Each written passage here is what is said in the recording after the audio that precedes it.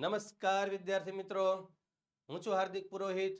સ્વાગત કરું છું આપ સૌનું આપની પોતાની ચેનલ ઓશિયન કોચિંગ ક્લાસીસમાં. વિદ્યાર્થી મિત્રો, સર્વાંગી શિક્ષણ શ્રીમદ ભગવદ્ ગીતાના મૂલ્યો અને સિદ્ધાંતો ભાગ 2 આનો આપણે અભ્યાસ કરી રહ્યા છીએ. આમના અલગ અલગ એકમનો આપણે અભ્યાસ કરીએ છીએ. એ અંતર્ગત આજે પાંચમો પાઠ, પાંચમા પાઠનું નામ છે વાંચ્યા વગર સુવાય. સરસ મજાનો આ પાઠ છે, જેની અંદર એક આપણા વૈજ્ઞાનિક થઈ ગયા ડોક્ટર સીવી રામન, એમના વિશે જાણવામાં આવ્યું છે. જીવનમાં વાંચનનું ખૂબ જ મહત્વ છે. વાંચનનું ખૂબ મહત્વ છે. આ વાર્તામાં આપણને ડોક્ટર સીવી રામનના જીવનનો એક પ્રેરક પ્રસંગ આપ્યો છે. ડોક્ટર સીવી રામન પોતાની દિવસભરની વ્યસ્તતા પછી પણ રાત્રે જ્યારે પણ ફ્રી પડતા, સુવા પહેલા રાત્રે એમને વાંચવાનો નિત્યક્રમ હતો, એ જાળવી રાખતા હતા. પોતાના આચરણ થકી તે પોતાના જે વિદ્યાર્થીઓ હોય છે એ વિદ્યાર્થીને પણ પ્રેરણા પૂરી પાડતા હતા. શ્રીમદ ભગવદ્ ગીતાના 9મા અધ્યાયમાં 15મા શ્લોકમાં જ્ઞાન યજ્ઞની વાત કરવામાં આવી છે. જ્ઞાન યજ્ઞ એટલે શું?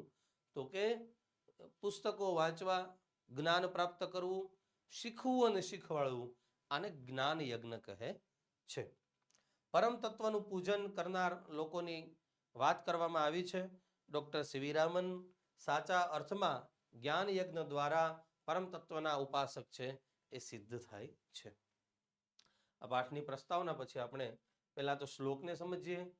જ્ઞાન યજ્ઞેન ચાપ્યન્યે યજંતો મામુપાસતે એકત્વેન પૃથક્ત્વેન બહુધા વિશ્વતો મુખમ.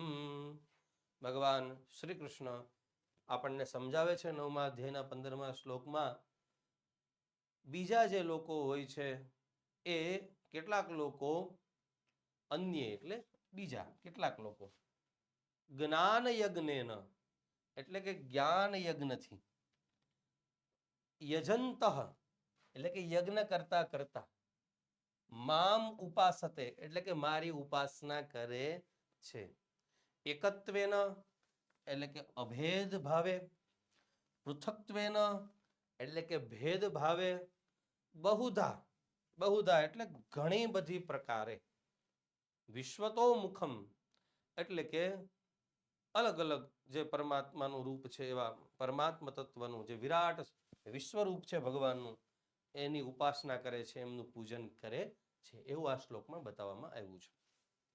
પાઠની શરૂઆત કરીએ. ડોક્ટર ચંદ્રશેખર વેંકટરામન, જેને આપણે ડોક્ટર સીવી રામન તરીકે ઓળખીએ છીએ, એ એક અધ્યાપક અને વિશ્વ પ્રસિદ્ધ વિજ્ઞાની હતા. મૂળ વ્યવસાયે અધ્યાપક હતા, શિક્ષક હતા, સાથે સાથે આપણા ભારતનું ગૌરવ કહી શકાય એવા એ મહાન વૈજ્ઞાનિક હતા. ભૌતિક શાસ્ત્ર ઉપર એમણે ઘણા બધા સંશોધનો કર્યા. એમને નોબેલ પુરસ્કાર પણ આપવામાં આવ્યો હતો. એમના વૈજ્ઞાનિક શોધ જે હતી રામન અસર, આમના માટે થઈ અને નોબેલ પારિતોષિક એમને મળેલો હતો. આ નોબેલ પારિતોષિક, જો તમે નોબેલ પારિતોષિક આ રીતનું હોય છે, આ રીતનું એમાં ચિહ્ન હોય છે. તો નોબેલ પારિતોષિક કોને મળે છે, શું છે, એ આપણે પાઠના અંતે પ્રશ્નોત્તરીમાં જોઈશું. તો બાળપણથી જ જે રામન હતા, ખૂબ જ અભ્યાસુ હતા. કોઈ પણ મહાન વ્યક્તિ હોય એ બાળપણથી જ મહાન હોય. મોટા વૈજ્ઞાનિકો, મોટા જ્ઞાનીઓ જે ઊંચા પદ ઉપર હોય છે, એ અચાનક નથી બની જતા. બાળપણથી જ એમની અંદર એ આવડત હોય છે, એ કુશળતા હોય છે, એ એમનું મહેનત હોય છે. તો આ જે રામન હતા એ પણ અભ્યાસુ હતા. એમનામાં સતત નવું શીખવાની, નવું સમજવાની તાલાવેલી છે એ રહેતી હતી. હરતા ફરતા સતત એમને થતું, પ્રશ્નો થતા કે આવું શા માટે થતું હશે, આવું શા માટે થતું હશે. આજુબાજુના વાતાવરણમાં જે પણ કંઈ વિસ્મયકારી ઘટના છે એ જોઈને એમના વૈજ્ઞાનિક એમનો મગજ હતો, એટલે એ પ્રકારના વિચારો છે સતત કરતા હતા અને જવાબ મેળવવાનો પ્રયત્ન કરતા હતા. સૂર્ય સામે જુએ અને વિચાર કરે કે આ સૂર્યમાં આટલો પ્રકાશ ક્યાંથી આવ્યો હશે. આ સૂર્ય કેટલો દૂર હશે? અહીંથી આ સૂર્યની અંદર સૂર્યમાંથી ચંદ્ર પ્રકાશિત થાય છે, તો એ કઈ રીતે એમાં પ્રકાશ આવતો હશે? સૂર્યને જોઈને એવો વિચાર આવતો. વાયોલિન કોઈ વગાડે તો વાયોલિન વગાડતું કોઈને જોઈએ કે આ તારમાંથી આ સંગીત કઈ રીતે ઉત્પન્ન થતું હશે, એવો એમને વિચાર આવે. ફૂલને જુએ તો એમ વિચારે કે આ ફૂલ છે એ સવારે ખીલે, રાત્રે કરમાઈ જાય. આ ફૂલની અંદર જે સુગંધ છે એ મને અહીંયા સુધી આવે છે, તો આ અહીંયા સુધી કેમ આવી સુગંધ? એવો પ્રશ્ન થતો એમને. પાણીને જોવે તો એમ થાય કે પાણી કેમ વહેતું હશે, કેમ એક જગ્યાએ સ્થિર નહીં રહેતું હોય, વગેરે એવા પણ પ્રશ્નો થતા હતા. આવા પ્રશ્નો જાતે જ વિચારી એના જવાબ શોધતા અને જવાબ શોધવા માટે આકાશ પાતાળ એક કરી દેતા. અને આવા વૈજ્ઞાનિક ઢબે એમની વિચારધારા કાર્ય કરતી. અને ઘરમાં નાનકડું એમનું પુસ્તકાલય હતું, જેમાં પુસ્તકો, સારા સારા પુસ્તકોનો સંગ્રહ હતો. અને શાળા પુસ્તકાલય, પોતાના પુસ્તકાલયમાં, શાળા પુસ્તકાલયમાં પુસ્તકો વાંચી અને બીજા લોકો સાથે તેઓ ચર્ચા કરતા અને તેઓ પોતાના સવાલોના જવાબ મેળવવા માટે પ્રયત્ન કરતા. મિત્રોને પૂછે, મોટા વડીલોને પૂછે, શિક્ષકોને પૂછે અને પોતાના જે પ્રશ્નો છે એમની આગળ રજૂ કરે અને એમના જવાબ મેળવવા માટે પ્રયાસ કરતા. એવા તેઓ જિજ્ઞાસુ હતા. જ્ઞાનની અવિરત ઉપાસના કરતા રહીને માત્ર ને માત્ર 11 વર્ષની ઉંમરે એમણે 10મા ધોરણની પરીક્ષા પાસ કરી લીધી. વિચાર કરો, ખાલી 11 વર્ષે 5મું 6ઠું ભણતા હોય એ ઉંમરે એમણે 10મા ધોરણની પરીક્ષા પાસ કરી લીધી. ત્યારબાદ કેવળ 16 વર્ષે સ્નાતક, ગ્રેજ્યુએશન એમણે પૂર્ણ કરી લીધું. અને 18 વર્ષે તો એમણે અનુસ્નાતકની પદવી પ્રાપ્ત કરી લીધી. જ્યાં ગ્રેજ્યુએશન પૂરું ના થયું હોય આપણે એ સમયમાં તેમણે અનુસ્નાતક, એટલે કે અત્યારે આપણે જેમને MA કહીએ એ MA, M.Com વગેરે, તો એ અનુસ્નાતકની ડિગ્રી પણ એમણે પ્રાપ્ત કરી લીધી હતી. પોસ્ટ ગ્રેજ્યુએશન એ પણ એમણે 18 વર્ષની ઉંમરે મેળવી લીધું. આવડી નાની ઉંમરમાં આ બધું એમણે મેળવી લીધું. અનુસ્નાતક થઈ ગયા એ પછી પણ જ્ઞાન પ્રાપ્તિના એમના પ્રયત્નો તો ચાલુ જ હતા. ડિગ્રી મળી ગઈ એટલે પૂરું એવું નહીં. આખો દિવસનો મોટા ભાગનો સમય પ્રયોગશાળાની અંદર તેઓ પસાર કરતા હતા. જુદા જુદા પ્રયોગો કરતા હતા, જુદા જુદા સંશોધનો કરતા હતા. આ એમની પ્રવૃત્તિ સતત ચાલતી રહેતી હતી. પોતાના સાથી કર્મચારીઓ અને વિદ્યાર્થીઓને પણ તેઓ સતત નવું નવું જાણવા અને શીખવા માટે પ્રોત્સાહન આપતા. શિક્ષક બની ગયા હતા, પોતાના વિદ્યાર્થીઓને, પોતાના મિત્રોને પણ નવું નવું જાણવા માટે તેઓ પ્રોત્સાહન આપતા. નવી નવી વાતો જે પોતે વાંચી હોય, પોતે જાણી હોય, પ્રયોગ કરીને સિદ્ધ કરી હોય એ એમની આગળ રજૂ કરતા હતા. એમનો એક નિત્યક્રમ હતો. એ હતો રાત્રે સૂતા પહેલા કશુંક તો વાંચવું જ. સારા સારા મોટા લોકોના જીવનમાં આ નિયમ હોય છે કે દરરોજ કાંઈક ને કાંઈક નવું વાંચવું. ભલે 1 પેજ વાંચીએ, પણ સૂતા પહેલા, આખા દિવસમાં સમય મળે તો ઠીક છે, બાકી સૂતા પહેલા કાંઈક વાંચવું અને વાંચવું. જો ન વંચાય ત્યાં સુધી સૂવું નહીં. આવો નિત્યક્રમ એમના જીવનમાં હતો. નિત્યક્રમ આવો આપણા જીવનમાં પણ આપણે લાવી શકીએ. નિયમિત રીતે રાત્રે ઊંઘતા પહેલા કોઈ એક પુસ્તક વાંચતા. એટલું જ નહીં, પોતાના વિદ્યાર્થીઓને પણ આવી ટેવ પાડવાનું કહેતા કે દરરોજ તમારે કંઈક ને કંઈક વાંચવું. પાઠ્યક્રમનું તો વાંચતા જ હોય, એ સિવાય પણ જેનાથી આપણો અભિગમ છે એ વૈજ્ઞાનિક થાય એવા કોઈ પણ ગ્રંથો. તમારા શિક્ષકને પૂછી શકો તમે, મારે કયા પુસ્તકો વાંચવા. એ પુસ્તકો આપણે વાંચવાની ટેવ પાડવી જ જોઈએ. સીવી રામન જે છે જ્ઞાન થકી ખૂબ જ ખ્યાતિ ધરાવતા હતા. જુદી જુદી કોન્ફરન્સની અંદર એમને લેક્ચર લેવા માટે બોલાવવામાં આવતા. એ અલગ અલગ કોન્ફરન્સને સંબોધન આપતા હતા. એકવારની ઘટના છે, પોતાનો એક વિદ્યાર્થી છે પરમેશ્વરન, એ પરમેશ્વરન સાથે એક કોન્ફરન્સમાં ગયા અને કોન્ફરન્સની અંદર એમણે પોતાનું જે વક્તવ્ય હતું એ એમણે રજૂ કર્યું. આખા દિવસની એ કોન્ફરન્સ હતી અને બીજા પણ કાર્યક્રમો એમની સાથે જોડાયેલા હતા. એટલે રાત્રે હોટેલે પહોંચવામાં એમને ખૂબ મોડું થઈ ગયું. અને હોટેલમાં પ્રવેશતા પરમેશ્વરનને, જે એમના ટીચર છે આપણે સીવી રામનજી, એ કહે છે, અને સીવી રામનને પરમેશ્વર એટલે કે વિદ્યાર્થી છે એ પૂછે છે પોતાના ગુરુને, ગુરુજી આજે તો તમે પણ થાક્યા હશો. તો કહે છે પરમેશ્વરન, આપણે જ્ઞાન માર્ગના પ્રવાસી છીએ બેટા. જ્ઞાન યાત્રામાં વળી થાક શાનો? થાક આપણામાં આવવો જ ના જોઈએ. એવું પોતાના એ વિદ્યાર્થી પરમેશ્વરન છે ને કહે છે. બંને પોતપોતાના રૂમમાં ગયા આરામ કરવા માટે થઈ. બંનેનો રૂમ હોટલમાં બાજુમાં હતો, અલગ અલગ રૂમ હતો બંનેનો. અને રૂમમાં પથારી સરખી કરી રામન જ્યારે સુવાની તૈયારી કરી, પોતાની બેગમાંથી એક નવું પુસ્તક વાંચવા માટે બહાર કાઢ્યું. કારણ કે દરરોજનો નિયમ રાત્રે સૂતા પહેલા વાંચવું જ, એવો એમનો નિયમ હતો. પુસ્તક લઈને બાજુના જ જે રૂમ છે એમાં પરમેશ્વરન એમનો વિદ્યાર્થી રહે છે. એ વિદ્યાર્થીના રૂમમાં ગયા, દરવાજો ખટખટાવ્યો. દરવાજો ખટખટાવી અંદર ગયા.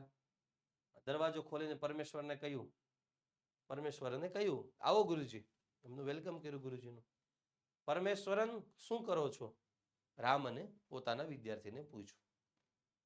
એટલે પરમેશ્વરન કહે છે ગુરુજી, બસ હવે લાઇટ બંધ કરી અને સૂઈ જવાની તૈયારી કરું છું, એવું પરમેશ્વરને જણાવ્યું.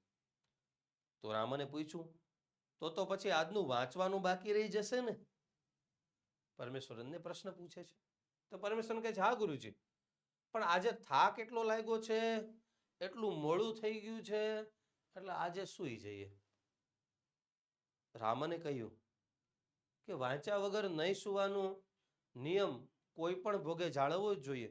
અને આપણે જે આપણા જીવનમાં નિયમ બનાવી અને ટકાવી રાખવો જોઈએ. એક દિવસ પણ એમાં કંઈ ચાલે નહીં જોઈએ નિયમ તોડીએ તો.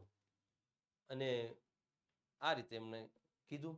પરમેશ્વરને પોતાના નિયમ મુજબ નિયમનું મહત્વ સમજાવ્યું.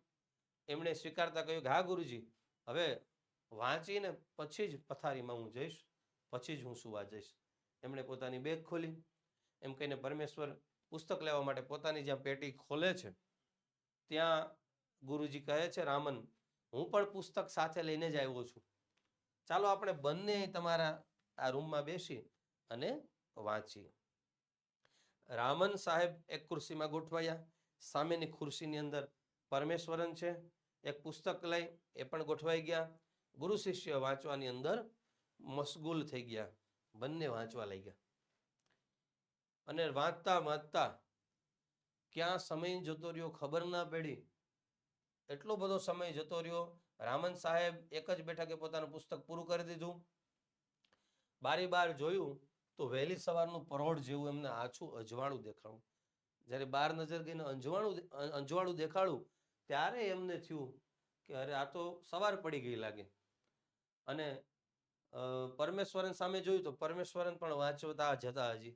વાંચવાની મજા આવી. પોતાના શિષ્યને કહે છે કે બેટા વાંચવાની મજા આવી ને પરમેશ્વરન? જો પરોઢ થઈ ગયું, સવાર પડી ગઈ, આપણે બંને વાંચવામાં એટલા મશગુલ થઈ ગયા કે આપણને સમયનો પણ ખ્યાલ રહ્યો નહીં. અને પરમેશ્વરને પણ આશ્ચર્ય થયું. કહે છે હા ગુરુજી, આજે તો મારા જીવનમાં પણ જ્ઞાનનું પરોઢ થયું.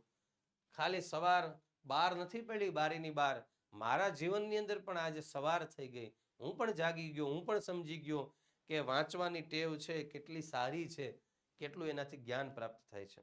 ગમે તેવો થાક લાગ્યો હોય કે ગમે તેટલું મોડું થયું હોય, જ્ઞાન પ્રાપ્તિ માટે દરરોજ નવું વાંચવાના નિયમને હંમેશા વળગી રહ્યા. આવા હતા જ્ઞાનના મહાન ઉપાસક ડોક્ટર સીવી રામન સાહેબ. તો આ રીતે પોતે તો વાંચવાના એ આદિ હતા, પોતે તો વાંચવાની એમને સરસ મજાની ટેવ હતી. પોતાના જે શિષ્ય છે પરમેશ્વરન, એમને પણ આ ટેવ લગાડી અને એમનો પણ જીવન વિકાસ થયો. તો આ રીતે આપણા જીવનમાં પણ આ ટેવ હોવી જોઈએ. નવું વાંચવાનો આપણને પણ શોખ હોવો જોઈએ. નવું જાણવાનો શોખ હોવો જોઈએ. અહીંયા શ્લોક છે જ્ઞાન યજ્ઞેન ચાપ્યન્યે યજંતો મામ ઉપાસતે એકત્વેન પૃથક્ત્વેન બહુધા વિશ્વતો મુખમ. આપણને સમજાવવામાં આવ્યું છે કે બીજા કેટલાક અભેદ ભાવે કે ભેદભાવે ઘણી બધી પ્રકારે જુદા જુદા દેવતા રૂપે જ્ઞાન યજ્ઞ વડે પૂજન કરતા હોય છે. વિરાટ એવા એ મારી જ ઉપાસના કરે છે. ભગવાન શ્રી કૃષ્ણ આવું સમજાવે છે. શબ્દાર્થ તમે જોઈ શકો છો અને તમે પણ શ્લોક શીખી શકો છો. એક સાથે 3 શ્લોક આપ્યા છે. એ 3 શ્લોકનો ભાવાર્થ પણ આપણે પછી જોઈએ. ઇન્દ્રિયાર્થેષુ વૈરાગ્યમ અનહંકાર એવ ચ જન્મ મૃત્યુ જરા વ્યાધિ દુઃખ દોષાનુદર્શનમ અશક્તિર્નભીષ્વંગ પુત્રદારગૃહાદિષુ નિત્યં ચ સમચિત્તત્વં ઇષ્ટાનિષ્ટોપપત્તિષુ મયિ ચાનન્યયોગેન ભક્તિરવ્યભિચારિણી વિવિક્ત દેશસેવિત્વં અરતિર્જન સંસદી. આ શ્લોકો આપણે જોયા, એમનો ભાવાર્થ આપણે જોઈએ. ઇન્દ્રિયોના સંપૂર્ણ ભોગોમાં વિરાગ વૃત્તિ અને અહંકારનો પણ અભાવ તથા જન્મ મરણ ઘડપણ રોગ દુઃખ વગેરે જે સંસારના દોષો છે એનું વારંવાર ચિંતન કરવું.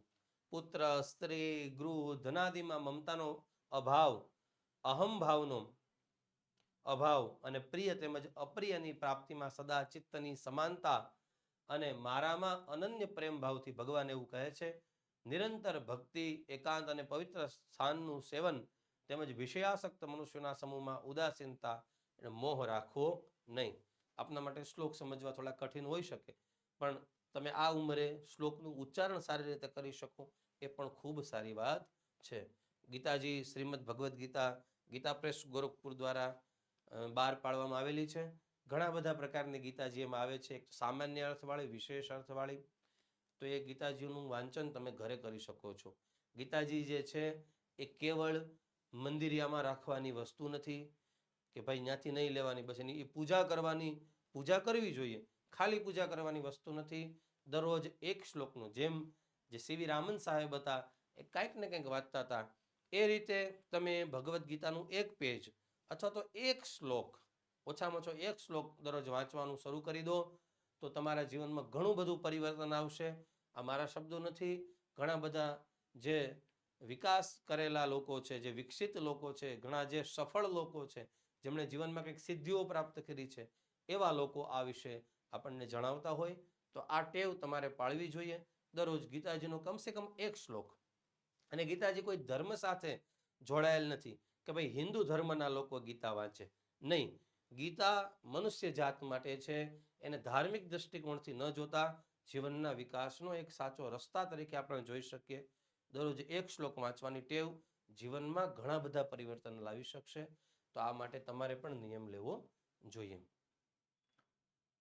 અહીંયા શબ્દાર્થ પણ આપણને આપેલું છે. શબ્દાર્થ પણ તમે જોઈ શકો છો, વાંચી શકો છો. આગળ જોઈએ. હજુ એક શ્લોક છે 13મા અધ્યાયનો 11મો શ્લોક.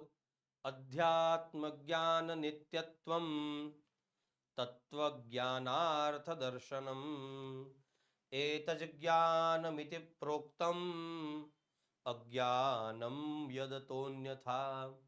આત્મજ્ઞાનમાં નિત્ય સ્થિત તત્વજ્ઞાનના ફળ સ્વરૂપ મોક્ષનું વારંવાર ચિંતન એ સર્વ જ્ઞાનમાં સાધન છે.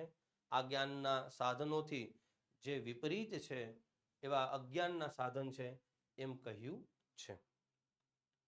આગળ જોઈએ. હવે પ્રવૃત્તિ છે. અહીંયા સુધીનો પાઠ પૂર્ણ થાય. હવે પ્રવૃત્તિ છે જે તમારે જાતે કરવાની હોય છે, પણ આપણે એમના જવાબ આપવાનો પ્રયાસ કર્યો છે. કોઈ કામ કરવામાં સમય ક્યાં પસાર થયો એ ખબર જ ના પડી હોય, એવું કોઈ વાર તમારી સાથે થયું છે કે તમને સમયની ખબર જ ના પડે, સમય ક્યાં જતો રહ્યો? તો આપણે એવો જવાબ એનો આપી શકીએ, જે કામ કરવામાં આપણું મન લાગે અને જેમાં આપણને રુચિ હોય એવું કામ કરવામાં સમય ક્યાં જતો રહે એને આપણને ખબર રહેતી નથી. એવા કામ કરવામાં કંટાળો અને આળસ આવે છે કે જે રુચિપૂર્ણ ના હોય. આપણને કંટાળો ક્યારે આવે કોઈ કામમાં? જ્યારે આપણને એમાં રુચિ જ ના હોય. આપણે કોઈ વિષય ભણવામાં ક્યારે કંટાળો આવે? ક્યારે આપણને બોરિંગ લાગે? જ્યારે આપણી રુચિ જેમાં ના હોય, આપણને ના ગમે, તો પછી વિષય ભણવો એ આપણા માટે કંટાળાજનક થતો હોય છે. અને આવા કામ કરવામાં સમય પસાર થતો નથી કે જેમાં આપણને રુચિ ના હોય. બાળકો માટે તો રમત ગમતમાં તથા પોતાના મનપસંદ વિષય ભણવામાં સમય ક્યાં પસાર થાય એની ખબર પડતી નથી. ચાલો, આનો જવાબ હોઈ શકે છે. બીજું, તમારે શું હોય પણ તમને કોઈ કામ સોંપવામાં આવે તો તમે શું કરો? શિક્ષકને તમારે જણાવવાનું છે. તમે શું કરો એ તમારે જવાબ આપવાનો છે. શું કરવું જોઈએ એ જવાબ હું તમને આપું છું. કે અમારે શું હોય પણ કોઈ કામ સોંપવામાં આવે ત્યારે ચોક્કસ ગમે નહીં, પણ જેમને જીવનમાં આગળ વધવું હોય તેમણે નિદ્રા, તંદ્રા, ભય, આળસ, દીર્ઘસૂત્રતા જેવા વિષયનો ત્યાગ કરવો જોઈએ. આ દીર્ઘસૂત્રતા એટલે શું? આ તમારા માટે નવો શબ્દ છે. નિંદ્રા એટલે કે નીંદર. જીવનમાં આગળ વધવું હોય તો સૂતા સૂતા કાંઈ ન થાય. નીંદર ઓછી કરવી પડે, મહેનત કરવી પડે. તંદ્રા એટલે નીંદર જેવી જ એક સ્થિતિ, પડ્યા રહે એક જગ્યાએ આપણે આંખ બંધ કરીને. એ ભય, આળસ અને દીર્ઘસૂત્રતા. કોઈ કામ કરવાનું છે એ જ્યારે આપણે કાલ ઉપર છોડીએ છીએ તેને દીર્ઘસૂત્રતા કહેવાય. હોમવર્ક કરવાનું છે, કીધું અત્યારે નહીં, પછી નિરાતે રાત્રે કરીશ. કોઈ ચેપ્ટર પરીક્ષા આવે છે વાંચવાનું છે, અત્યારે નહીં, પરીક્ષાના આગલા દિવસ વાંચી લઈશ. આની દીર્ઘસૂત્રતા કહેવાય. કોઈ પણ કામને લંબાવવું એ દીર્ઘસૂત્રતા છે. તો આવા જે વિષય છે, આવા જે દુર્ગુણ છે એ જીવન વિકાસ માટે આપણે એનો ત્યાગ કરી દેવો જોઈએ. જીવન વિકાસ માટે નિંદ્રા ઓછી કરવી જોઈએ. જે પ્રમાણે મેડિકલ સાયન્સ કહે છે એ પ્રમાણે પૂરતી ઊંઘ જરૂરી જ છે. એમાં કોઈ બીજો મત નથી, પણ સમયસર કામ પૂર્ણ કરવું એનાથી પણ વધારે જરૂરી છે. નિંદરથી પણ કોઈ જો વધારે જરૂરી હોય તો એ છે કોઈ પણ કાર્ય સમયસર પૂર્ણ કરવું. કાર્ય જ્યાં સુધી પૂર્ણ ન થાય ત્યાં સુધી ઊંઘનો ત્યાગ કરવો જોઈએ. તો જ જીવનમાં વિકાસ થાય. બાકી ખાલી સૂતા રહેવાથી કશું થતું નથી. કામ કરવામાં મશગુલ થઈ સમય ભૂલી જાય એવી તમે કોઈ વ્યક્તિ વિશે જાણતા હોય તો તમારે જણાવવાનું છે. પર્સનલી એ પ્રશ્ન છે. તમારી આજુબાજુમાં તમે કોઈ એવા વ્યક્તિને જોતા હોય જેને સમયની કોઈ પરવા નથી અને પોતાના કામની અંદર મશગુલ રહે છે, તો એવા વ્યક્તિ વિશે તમારે જણાવવાનું છે. તો કામ કરવામાં મશગુલ થઈ સમય ભૂલી જાય એવી વ્યક્તિ આપણી આસપાસ આપણને જોવા મળે છે. જે લોકો પોતાના કામ પ્રત્યે નિષ્ઠા રાખે છે તેવા લોકો સમય તરફ જોતા નથી. અમારી આસપાસ એવા ઘણા શિક્ષકો હોય, વ્યાપાર ક્ષેત્રના લોકો હોય, વૈજ્ઞાનિકો હોય અને સાધનામાં લાગેલા એવા યોગીજનો હોય છે જે સમયની પરવા કર્યા વિના પોતાનું કાર્ય કરતા હોય છે. ઘણા વિદ્યાર્થી મિત્રો પણ એવા હોય છે કે ટોપર્સ જે હોય એમનેમ ટોપર્સ નથી બનતા, એમના બેનર નથી લાગતા વિદ્યાર્થીના. એ લોકો પણ, જે વિદ્યાર્થીઓ હોશિયાર વિદ્યાર્થીઓ હોય છે, એ પણ સમય, ભોજન વગેરે બાબતનો વિચાર કર્યા વિના કેવળ ને કેવળ બસ ચોપડીમાં પડ્યા રહી અને એમનું ધ્યાન અભ્યાસ તરફ જ હોય. બીજી એ કોઈ સમય કેટલા વાગ્યા શું થયું કંઈ જોતા નથી. ત્યાં ફરવા જવું, પેલું જમવા જવું, એવું એ લોકો વિચારતા નથી. એટલે તો ટોપર્સ બને છે. તો આ રીતે આવા વિદ્યાર્થીઓ પણ આપણને જોવા મળે છે. આગળ જોઈએ. બાળપણમાં રામનને થતા એવા પ્રશ્નો તમને થાય છે? વિચારીને લખો ને શિક્ષકને પૂછો. અમુક જનરલ પ્રશ્નો આપણે લખ્યા છે. આ સિવાય પણ તમને પ્રશ્ન બાળપણમાં થતા હોય. તો જેમ કે અહીંયા નથી લખ્યું, પણ મને એક પ્રશ્ન થતો કે આપણે એવું કહીએ કે બધું ભગવાને બનાવ્યું, તો ભગવાનને બનાવવા વાળા કોણ? એના માતા પિતા કોણ હશે? આવો પ્રશ્ન. શંકર ભગવાન છે તો એના માતા પિતા કોણ હશે? તો આવો પ્રશ્ન એ શરૂ ક્યાંથી થયું હશે? આવા પ્રશ્નો મને થતા બાળપણમાં. તમને પણ અલગ અલગ પ્રશ્નો થઈ શકે. તમારે પ્રશ્ન, જનરલ પ્રશ્નો અમુક લખ્યા છે જે આપણને બાળપણમાં થતા હોય છે. પહેલો પ્રશ્ન આપણે થાય, પક્ષીઓ શા માટે ઉડી શકતા હશે? આપણે કેમ ના ઉડી શકીએ? પ્લેન એટલું ઊંચે કઈ રીતે ઉડી શકતું હશે આટલા બધા લોકોને લઈને? અને વરસાદમાં જે પાણી પડે છે ઉપરથી, તો એ પાણી ઉપર કેમ ચડ્યું હશે? પછી આપણે બાષ્પીભવન ને બધું ભણીએ ત્યારે ખબર પડે, પણ આ પાણી ઉપર કેમ ચડ્યું હશે? એવો બાળપણમાં આપણને વિચાર આવે. સ્ટીમરમાં આટલો વજન છે તો એ પાણી ઉપર કેમ ચાલતું હશે? આપણે પાણી ઉપર ચાલી નથી શકતા, આપણે તરત ડૂબી જાય. તો આટલો વજન લઈને સ્ટીમર કેમ ચાલતું હશે પાણી ઉપર? આવો બાળપણમાં પ્રશ્ન થતો હોય. ટીવી વગેરે જોતા હોય, સાવ નાનું બાળક હોય એ ટીવીમાં જોવે કોઈ સિરિયલ કે કંઈ જોતા હોય, તો આ બધા ટીવીની અંદર કેમ આવ્યા હશે? આવડી નાની ટીવીમાં આટલા બધા કેમ માણસો હમાઈ ગયા હોય? સાવ નાના બાળકને આવો પણ પ્રશ્ન થઈ શકે. ફોનમાં વાત કરતા હોય મોબાઈલથી, તમે મોબાઈલથી વાત કેમ થતો હશે? એક વ્યક્તિ કેટલા કિલોમીટર દૂર, અહીંથી કેમ વાત થઈ જતી હશે? કે વિડીયો કોલમાં આ કેમ અહીંયા દેખાતા હશે? આવા પ્રશ્નો બાળપણમાં આપણને થતા હોય છે. બાળપણમાં આપણને વિસ્મય થાય, નવું નવું જાણવાની ઈચ્છા થાય, કુતૂહલ આપણને થતું હોય છે. પણ જેમ જેમ મોટા થાય એમાં કુતૂહલ છે ઓછું થતું જાય છે, વિસ્મય છે ઓછું થતું જાય છે. આ કુતૂહલ પણ જીવનમાં ખૂબ જ જરૂરી છે. 5મો પ્રશ્ન જૂથ કાર્ય છે. નાની ઉંમરે ઉચ્ચ સિદ્ધિઓ મેળવી હોય એવા વ્યક્તિઓને વિશે આપણે 5 જૂથ બનાવી અને એવા વ્યક્તિઓ વિશે લખવાનું છે અને પ્રાર્થના સંમેલનમાં રજૂ કરવાનું છે. તો આવા વ્યક્તિઓ કોણ હતા જે બાળપણથી જ આવા તેજસ્વી હતા? જે આપણા પુરાણોના છે, નચિકેતા, ધ્રુવ, પ્રહલાદ, એ બધા તો છે જ, એમનું આપણે સ્મરણ આગળ કર્યું હતું. એ સિવાય ભગતસિંહ, સુખદેવ, બટુકેશ્વર દત્ત, રાજગુરુ, ચંદ્રશેખર આઝાદ વગેરે સ્વાતંત્ર્ય સેનાનીઓ થઈ ગયા ને બાળપણથી જ આવા તેજસ્વી હતા. આપણને ભગતસિંહની ખબર છે ને, ભગતસિંહ પહેલા બંદૂક હતી એ વાવતા હતા. કીધું કેમ? તો કે તમે જેમ પાક વાવો, એના પિતાજીને કહે તમે આ પાક વાવો જેમ પાક ઉગે ને એમાં બંદૂક વાવું એટલે બંદૂક ઉગશે ને પછી આ બધી બંદૂકો લઈને હું અંગ્રેજો ઉપર આક્રમણ કરીશ, એમને મારી નાખીશ, આપણા દેશને સ્વતંત્ર કરીશ. તો આ બાળપણથી જ આવા વિચારો એમના હતા. ચંદ્રશેખર આઝાદ એ જ્યારે પહેલી વાર આ સ્વાતંત્ર્ય સંગ્રામમાં જોડાણા ને, કાશીની અંદર તેઓ ભણતા હતા અને ભણતા ભણતા એમણે બહાર અવાજ સાંભળ્યો, બારીની બહાર જોયું તો અમુક લોકો રેલી કાઢતા હતા સ્વતંત્રતા માટે થઈને. ત્યાંથી ચાલુ ક્લાસે ત્યાંથી દોડીને જતા રહ્યા અને એ રેલીમાં સામેલ થઈ ગયા. પછી એમને નાની ઉંમરમાં પૂરી દેવામાં આવ્યા, જેલમાં કોર્ટમાં રજૂ કરવામાં આવ્યા. કીધું તારું નામ શું? તો કે આઝાદ, અને વગેરે પ્રશ્નોત્તર થાય છે. તો આ બાળપણથી જ બધા એવા શૂરવીરો હતા. એ સિવાય અત્યારે પણ ભારત સરકાર દ્વારા પ્રધાનમંત્રી રાષ્ટ્રીય બાલ પુરસ્કાર એ આપવામાં આવે છે. કે એ કોના માટે? તમે ઇન્ટરનેટ ઉપર આ સર્ચ કરી શકો છો. પ્રધાનમંત્રી રાષ્ટ્રીય બાલ પુરસ્કાર આ વર્ષે કોને આપ્યું, એના પહેલા કોને આપ્યું.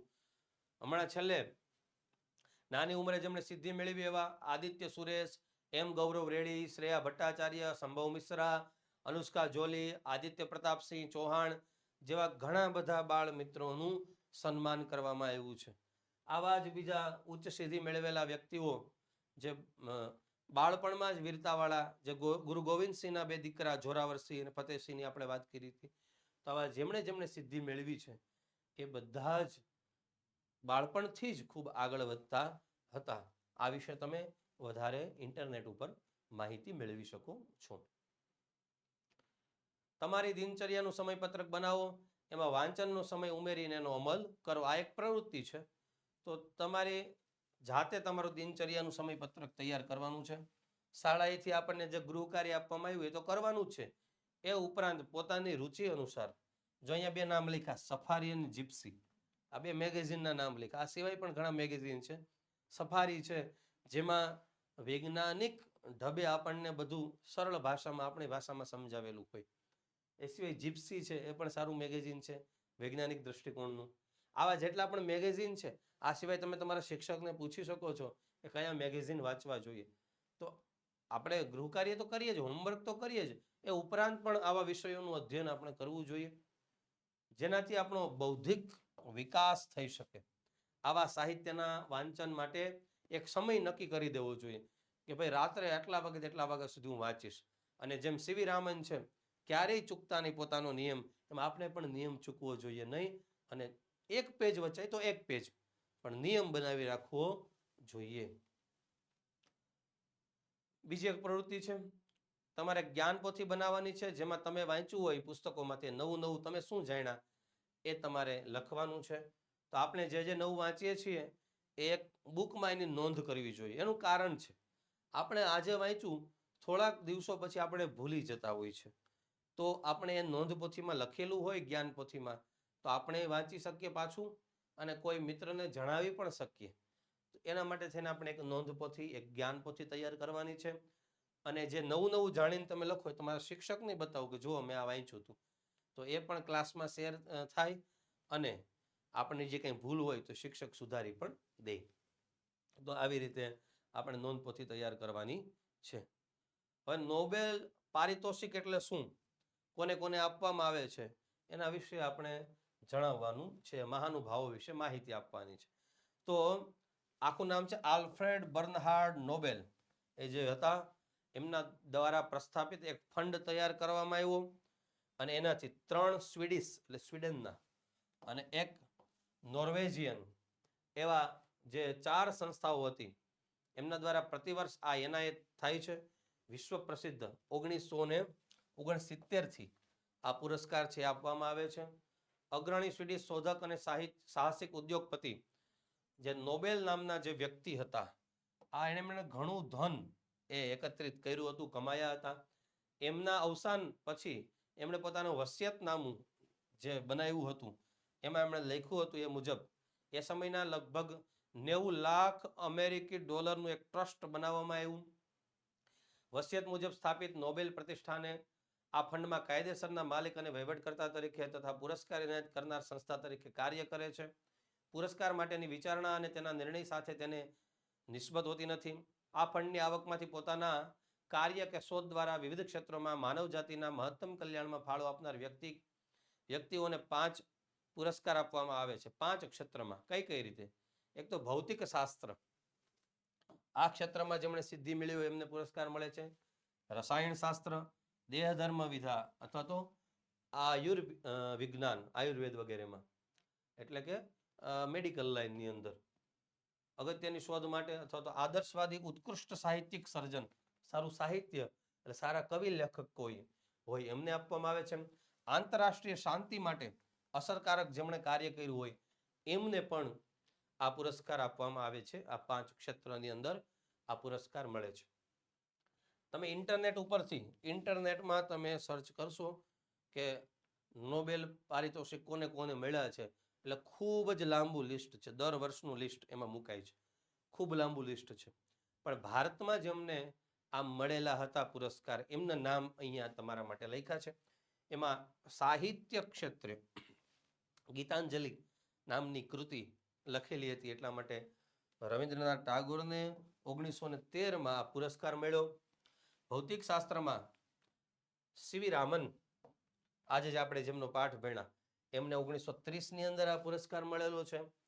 આર્થિક વિજ્ઞાન આ ક્ષેત્રની અંદર અમર્ત્ય સેન, જેને 1998માં આ પુરસ્કાર મળેલો છે. અને શાંતિ ક્ષેત્રે ખાસ કરીને બાળકો અને યુવાનો માટે એમના કલ્યાણ માટે થઈને જેમણે પ્રયાસ કર્યો એવા કૈલાસ સત્યાર્થી, જેમને 2014માં 2014માં આ પુરસ્કાર મળ્યો છે. આ સિવાય મધર ટેરેસાને પણ મળેલો છે. ભારતના આટલા છે, એ સિવાય વિદેશના પણ ઘણા લોકોને એ પુરસ્કાર મળેલો છે. થોડા સમય પહેલા જાપાનના એક વૈજ્ઞાનિકને પણ પુરસ્કાર મળેલો, એક મનોવૈજ્ઞાનિક થઈ ગયા એમને પણ પુરસ્કાર મળેલો. આ આપણે વાંચવામાં આવતું હોય છે, પણ ભારતના આટલા છે. ચાલો, આ રીતે આપણે ડૉક્ટર સીવી રામન એમના જે જીવનનો એક પ્રસંગ છે એમને લઈ અને આપણે જાણ્યું કે જીવનની અંદર આપણે એક સારી ટેવ વિકસાવવી જોઈએ. એમાં વાંચન છે એ ખૂબ જ મહત્વપૂર્ણ છે, જેનાથી આપણે આપણો ઘણો સમય છે એ વ્યર્થ વ્યતીત કરતા હોય છે. ઘણી વખત સમય પસાર કરીએ છીએ, આપણે રીલ્સ વગેરે જોઈએ, ઇન્ટરનેટ ઉપર આપણે ખોટો સમય બગાડતા હોઈએ છીએ. તો ઇન્ટરનેટ ઉપર આવા વૈજ્ઞાનિકો વિશે આપણે સર્ચ કરી શકીએ, આવા પુરસ્કાર ક્યાં મળે છે એના વિશે આપણે સર્ચ કરી શકીએ, સારા મેગેઝિન છે વાંચી શકીએ, જેનાથી આપણા જીવનનો સારો વિકાસ થઈ શકે, આપણા સમયને આપણે સાર્થક કરી શકીએ. તો આપ પણ આપના જીવનની અંદર આ એક ટેવ વિકસાવજો કે દરરોજ કંઈક ને કંઈક વાંચવું, જેનાથી આપણા જ્ઞાનનું વર્ધન થાય. ચાલો, આપણે આ પાઠને અહીંયા પૂર્ણ કરીએ છીએ. ફરી મળીશું એક નવા પાઠ સાથે. ત્યાં સુધી આપ સૌને જય હિન્દ, જય ભારત.